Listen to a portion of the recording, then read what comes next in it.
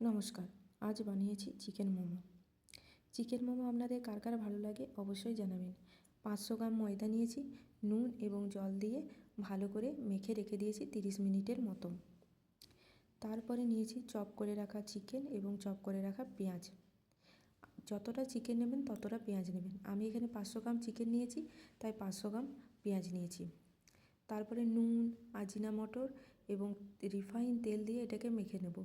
আজিনামটর mandatory নয়, আপনাদের যদি থাকে তাহলে আপনারা দেবেন, না হলে দেওয়ার দরকার নেই। এটাকেও কিছুক্ষণ রেখে দেবেন। এটা মিক্সারে ঘোরাবেন না। আপনারা যদি চিকেনটাকে ছুরিতে কেটে নেন তাহলে বেশি টেস্ট হবে এবং মাংসটা ডেলা ডেলা হয়ে যাবে না। তারপরেতে ময়দাটা থেকে লেচি কেটে নেব। লেচি কেটে বেলে নিয়ে সেখানেতে পুর দিয়ে দেব। একটু জল দিয়ে দেবেন যাতে ভালো করে মুড়া যায়, যাতে খোলা যখন সেদ্ধ করতে দেবেন যাতে খোলা না যায়। তারপরে একটা হাঁড়িতে গরম জল বসিয়ে দিয়েছিলাম। তারপরে এই মোমোগুলোকে উপরে দিয়ে দেব।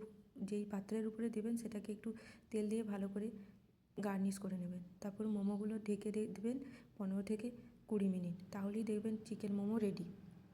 তারপর গরম গরম আপনারা পরিবেশন করুন। আর আমার ভিডিওটি ভালো লাগলে লাইক এবং সাবস্ক্রাইব করবেন। ধন্যবাদ।